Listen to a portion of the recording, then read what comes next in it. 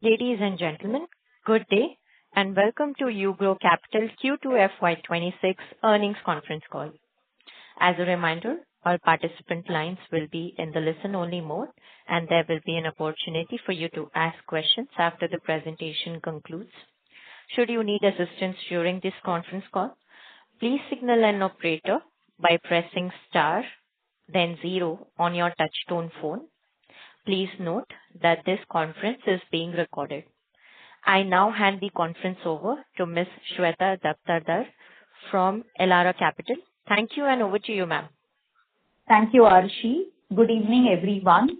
On behalf of Elara Securities, we welcome you all to Q2 FY'26 earnings conference call of UGRO Capital Limited. From the esteemed management, we have with us today Mr. Shachindra Nath, Founder and Managing Director, Mr. Anuj Pandey, Chief Executive Officer, Ms. Shilpa Bhatter, Chief Financial Officer, Mr. Sameer Nanda, Chief Revenue Officer, Ms. Ritu Singh, Senior Economist and Head Investor Relations. We express our gratitude towards the management of UGRO to provide us the opportunity to host this conference call. Without further ado, I now hand over the call to Mr. Shachindra Nath, Founder and Managing Director, for his opening remarks, post which we can open the floor for Q&A. Thank you, and over to you, sir. Thank you. Good evening, everyone. Welcome to UGRO Capital's earnings call for the second quarter and half year ended 30th September 2025. Quarter 2 FY'26 was a period of strategic recalibration for UGRO Capital.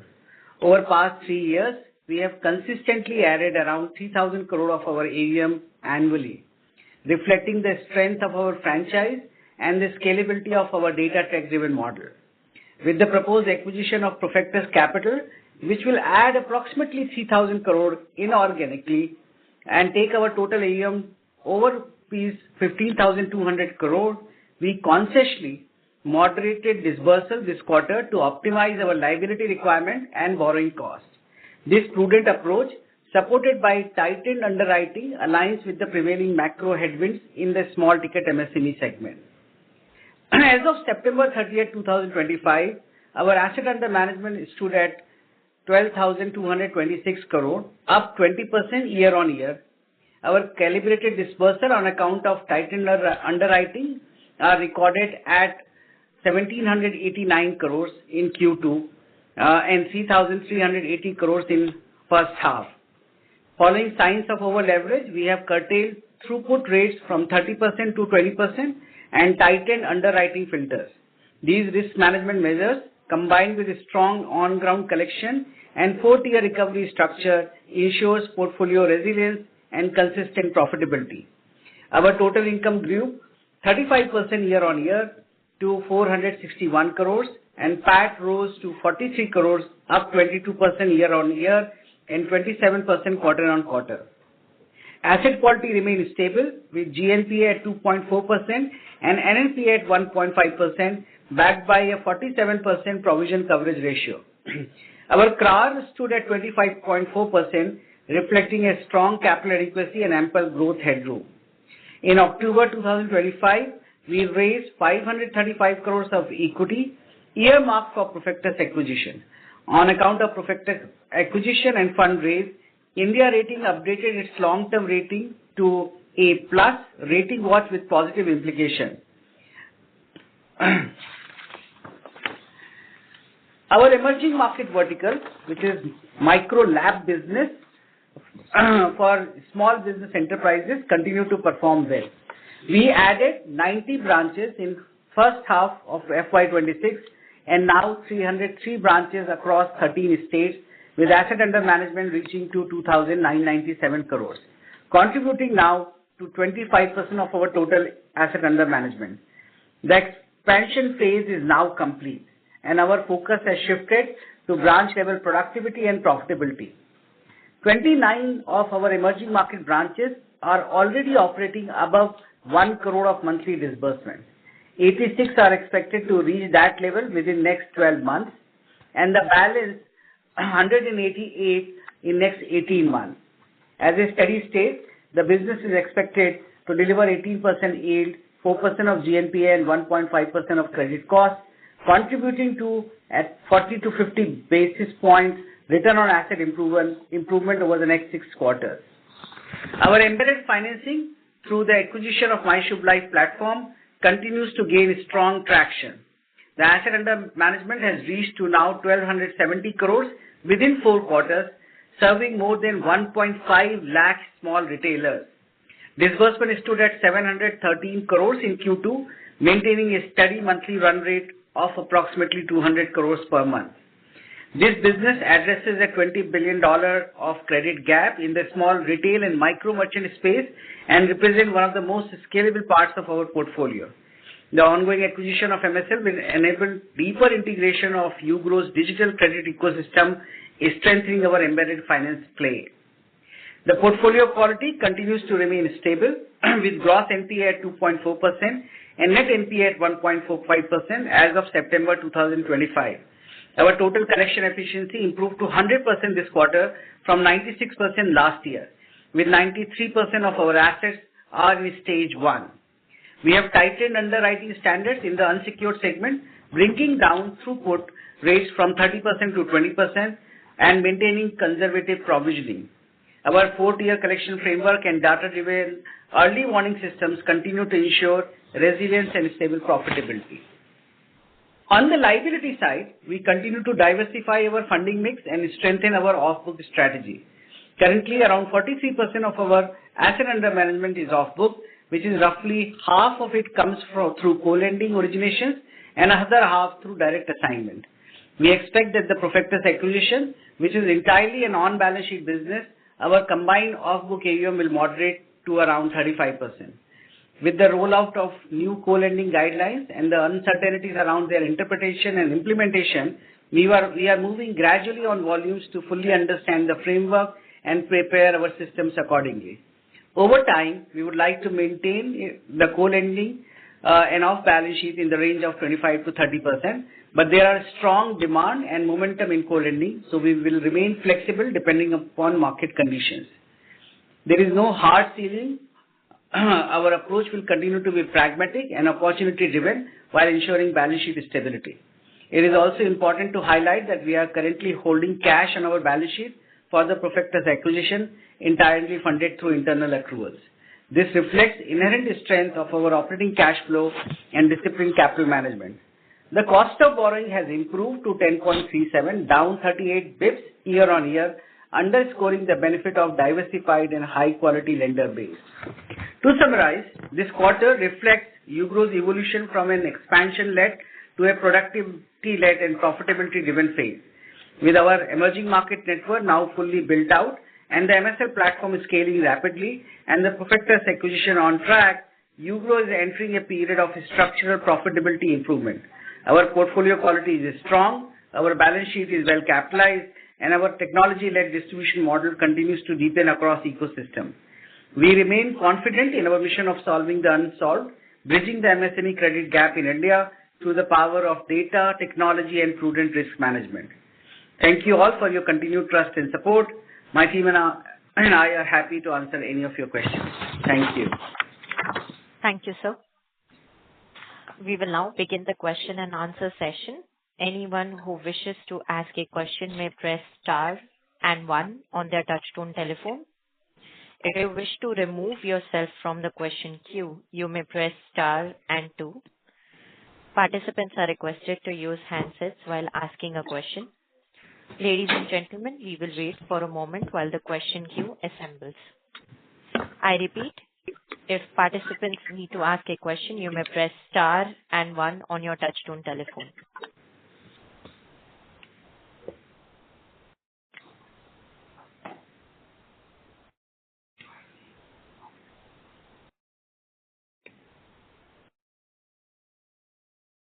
The first question is from the line of Mr. Shivam Singh, an individual investor.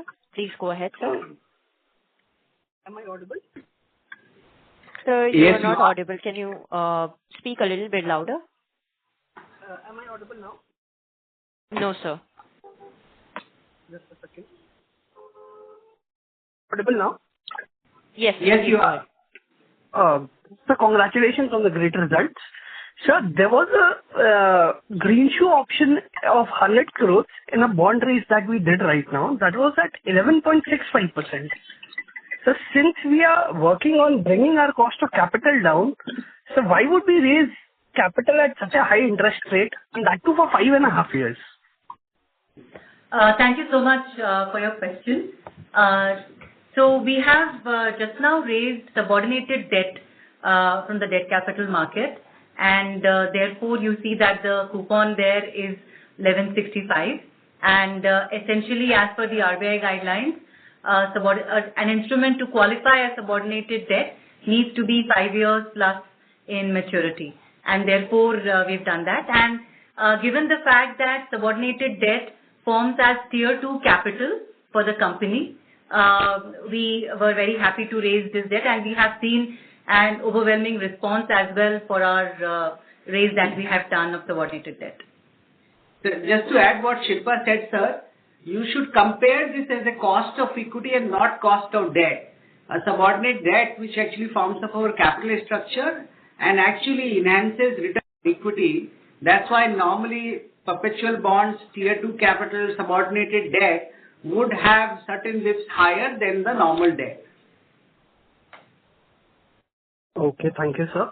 And sir, there was something else that I wanted to ask you. Sir, we are adding branches and we are raising capital, but our disbursement number isn't growing in proportion to that. I understand that we are curtailing disbursement right now because of the microeconomic situations right now. But sir, when do we plan to accelerate on it? Yes, you're right. We have been expanding our branches, especially in our emerging market verticals. And we have achieved whatever we wanted to achieve as far as distribution is concerned now. So last quarter was the last of the expansion. So we opened about 90 branches last quarter, and now we have reached 303 branches in total. Because of this expansion, overall distribution width and logins have improved. But as we had said in commentary, and you would also have been reading, overall from macro perspective, the current market is a little bit stressed in terms of customers being a little bit of over leveraged. Hence, we have made our underwriting standards a little stricter. We anticipate that in next 2 quarters, things will start improving and the throughput accordingly will look to improve. In addition to, sir, what Anuj has said, if you look at our track record from year 2022, from 3,000 crore, we have reached 12,000 crore, and then we acquired a business which added another 3,000 crore. One of the core, so we have demonstrated growth, that is not a problem, but we want to now reduce our input costs so that we can improve the profitability, which I think goes into the benefit of the shareholder. We believe that if you do a calibrated growth now, the total liability which we require to raise would come down considerably, and that's why that will reduce cost of liability, and hence this is strategy. Thank you so much, ma'am. Thank you. Participants, if you wish to ask a question, you may press star and 1 on your touchtone telephone. The next question is from the line of Ms. Meghna Luthra from InCred Equities. Please go ahead, ma'am.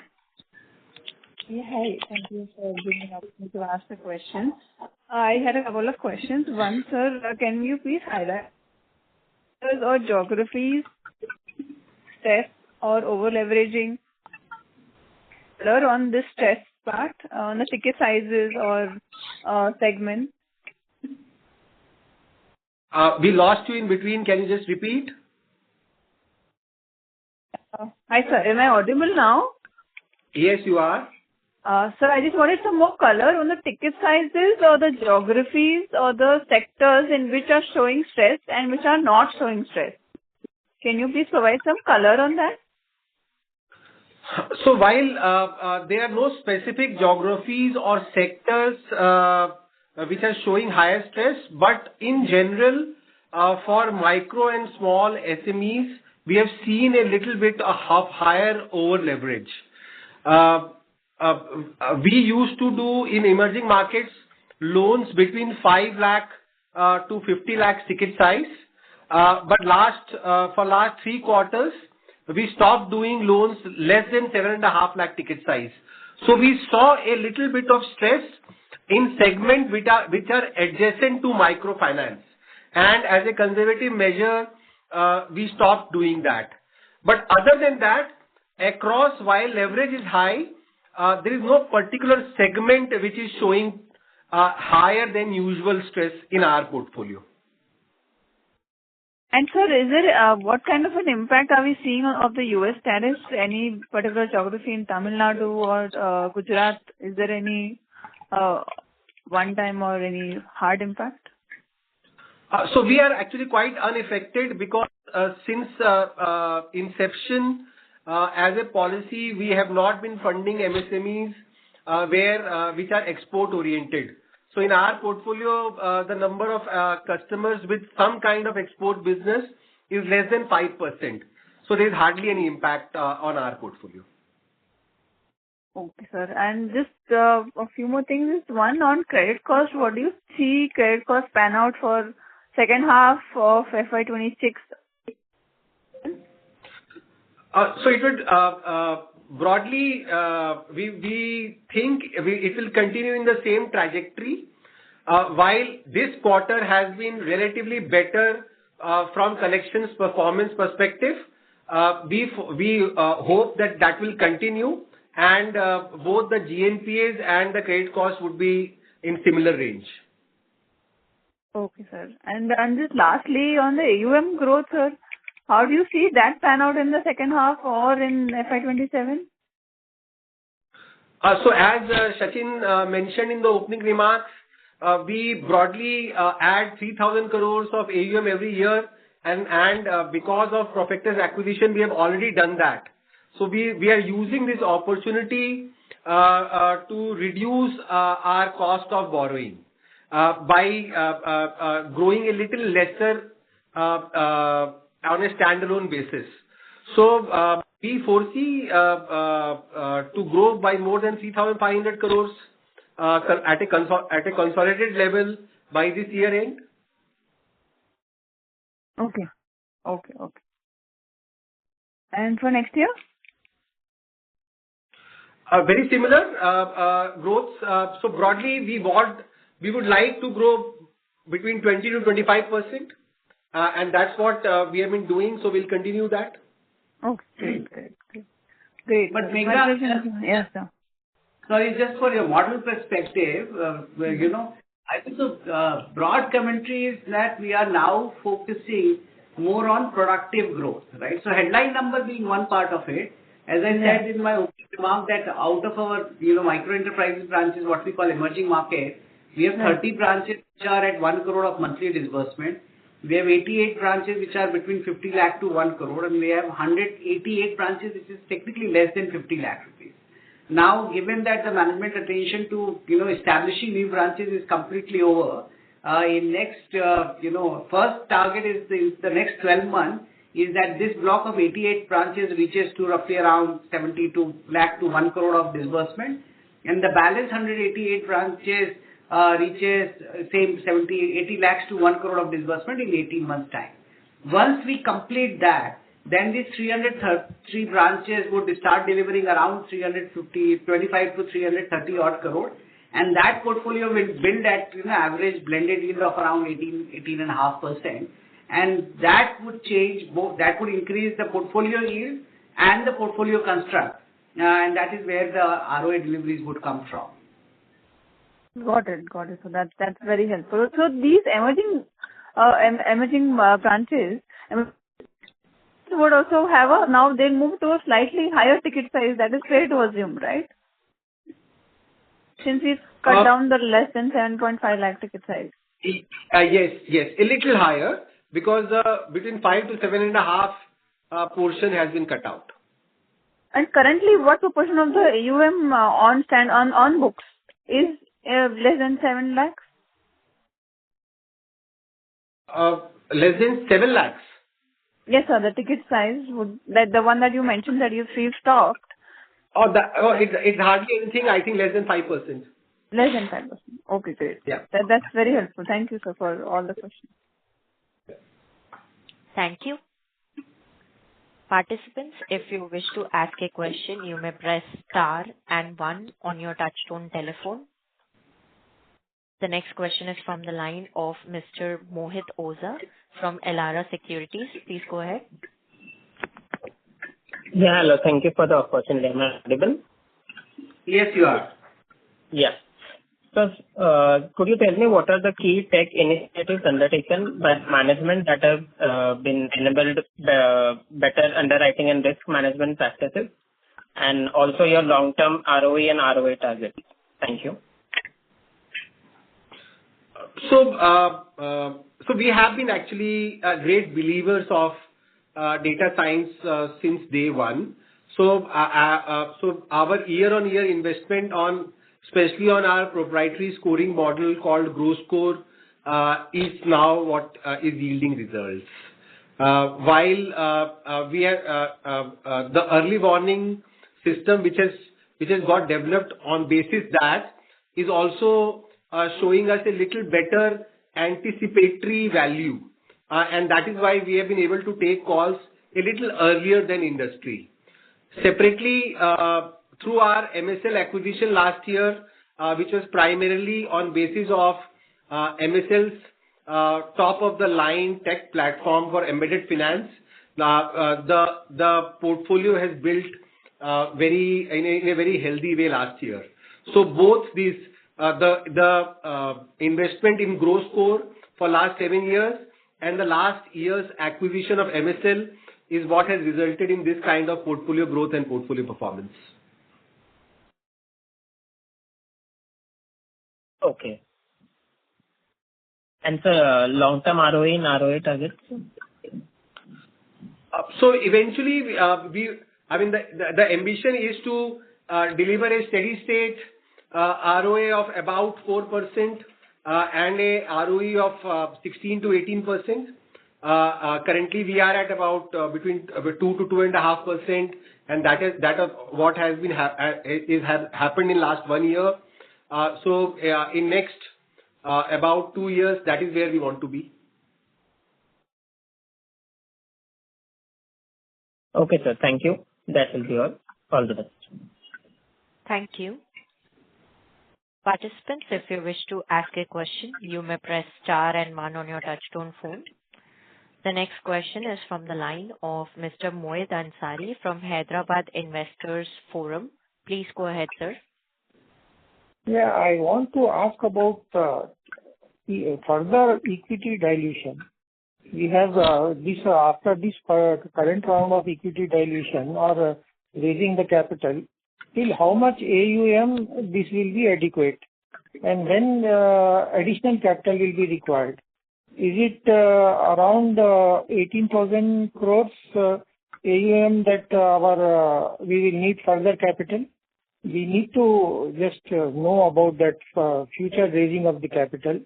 And are we going to raise it at only 1x of the book value if the market price doesn't go up, market cap doesn't go up, or what do we intend to do about it?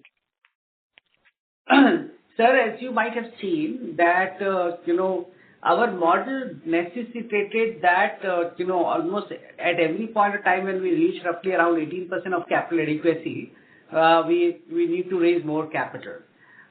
Given the kind of growth which we have been getting over last 4 years, every year and a half, around 18 months, we were raising capital. However, we, realized that, market acceptance or market pricing for UGRO has not caught up with the kind of growth and platform we have delivered. And that's why we raised both right issue money and preferential allotment of CCD in June this year. Incidentally, as soon as we acquired Profector, our tier 2 market opened up, and we were successfully able to raise roughly around 250 crore prior to September, and now around 350 odd crore. And once we did that, we saw that as an opportunity to protect dilution, and we requested some of the investors to put lesser amount of capital. and that's why finally we raised around 550 odd crore in preferential allotment and 380 odd crores in our right issue. So we reduced the capital raise so that we can protect dilution. Going forward, the way we are trying to build the model is to improve the profitability, improve return on asset, and reach our targeted return on equity so that the traded price improve and we comes in the range of what the peer set is.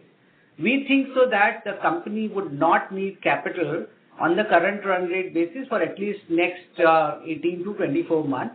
And we will calibrate between the choice between raising capital and calibrating the growth. We will calibrate growth first to ensure that we have sufficient return on asset, return on equity, and buffer of capital so that the traded price goes up.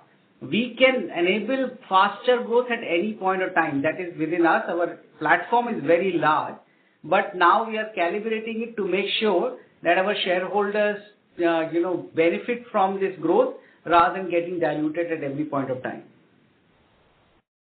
Present capital structure, how much AUM can it support? Around about 18,000 crores or how much AUM can we raise by the present capital structure? Sir, it depends. It depends in which product line we grow. The current model of growing the micro enterprises business, which is far more profitable, we think so we can stretch ourselves up to 20,000 odd crore, 18 to 20,000 odd crores. Okay. So our AUM target for the next 2 years is going to be around about 18 to 20,000 crores. That's all. This year it will be 16,500 crores, and next year, FY'27, it will be around about 18 to 19,000 crores. That's the maximum that we can go up without raising any additional capital. You are absolutely right. But if the model and its quarter-on-quarter improvement in our metrics delivers a higher base of equity value, then we would look at differently and enable further growth. But on current capital basis, your assumptions are right. And what about the book value, sir? How much is the present book value, and what will be the book value at the end of March this year? Our present value after Profectus acquisition, what will be the combined book value of the UGRO? Right now, our book value is 190 rupees. After Profectus, how much will it be?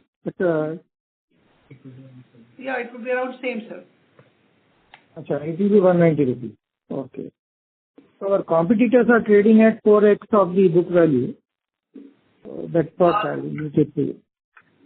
So that depending upon who you treat our competitor, I'm very happy that take those who trade at 4 times book value as our competitor is a matter of compliment. We hope that we also get there very soon. Hopefully. Okay. Thank you. Thank you. Participants, if you wish to ask a question, you may press star and 1 on your touchtone telephone. The next question is from the line of Mr. Ayush from PricewaterhouseCoopers, PwC. Please go ahead. Hi. In past 1.5 years, CCDs have been issued and capital has been raised from that, and those are coming to an end and conversion would happen to the shares. Some people would book profit there as well. So how do you think it's going to affect the P of the company, equity dilution, and financials of the firm? If you can throw some light on that. Sorry, I'm not clear with your question. So you're saying that on a fully diluted basis, what would be the the P of the company? Is that what you're saying? Yeah, like the selling of the CCDs will be converted to shares and selling of them, that will happen. So how do you expect P is going to be affected? Equity dilution is going to be affected. What is your view on the future on that? No, I'm not very clear. So today our outstanding number of shares is 12 odd crores. When all of this equity would convert, which should happen in the month of December, the total fully diluted number of shares would be around 15 crore. 15 crore 85 lakh shares. So on a 15 crore 85 lakh shares, so I think so what EPS is currently would be remain the same. So those who convert the shares, if they sell in the market, that doesn't change the EPS of the company. That will go in the market. Okay.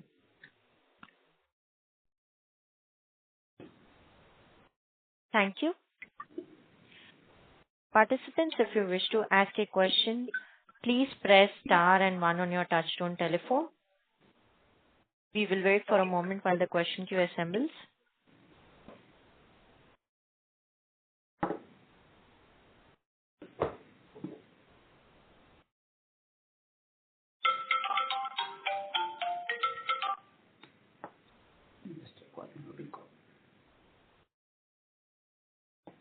I repeat, participants, if you wish to ask a question, you may press star and one on your touchtone telephone.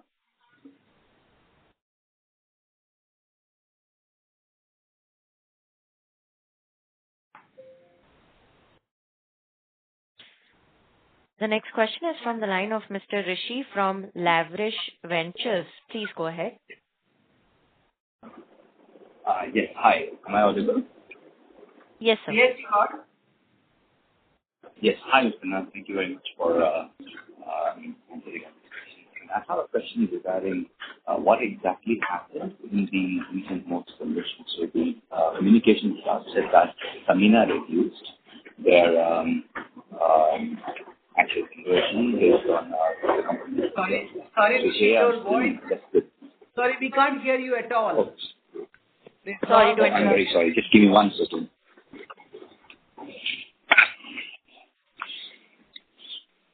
Mr. Nath, can you hear me now? Yes. Yeah. So based on the communication to the exchange, we know that Samina has reduced their allocation based on the company's request. So the question is, so they are left with outstanding warrants at this point in time. And Origins and others have been compensated for the 12% that they have paid upfront for the warrants as well. Could you just let us know how much of the warrants is now still remaining and not extinguished? And, well, I mean, of course, it depends on the market price to see if that any of which will convert later. So just a query on how much warrant is still pending.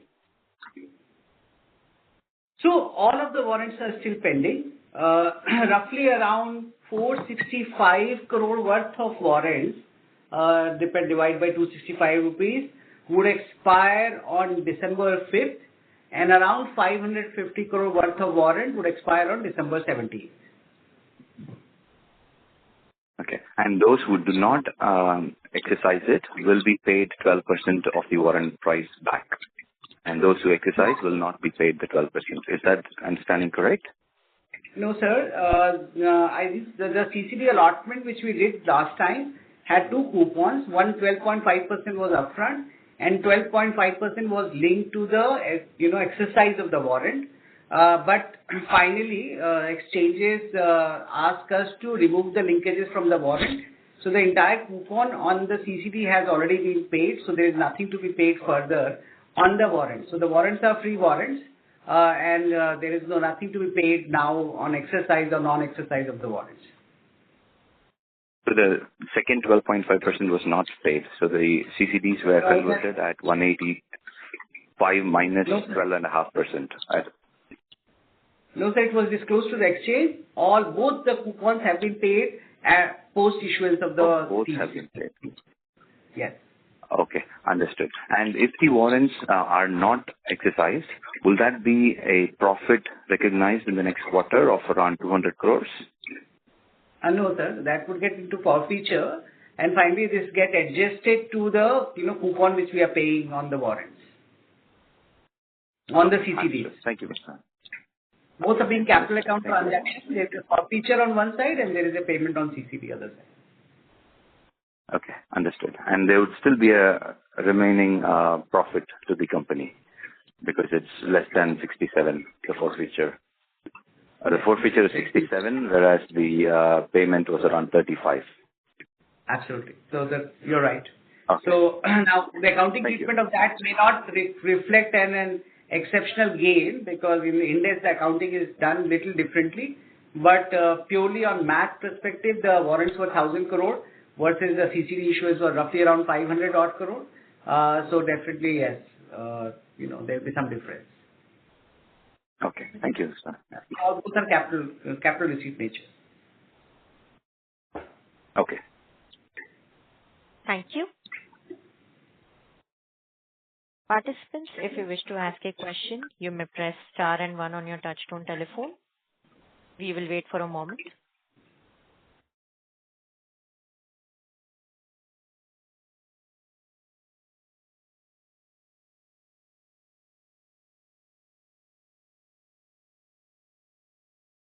As there are no further questions, I would now like to hand the conference over to the management for closing comments.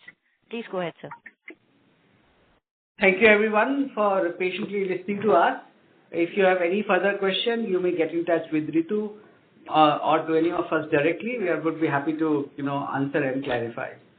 Thank you for your time. Thank you, sir. On behalf of UGRO Capital, that concludes this conference. Thank you for joining us, and you may now disconnect your lines.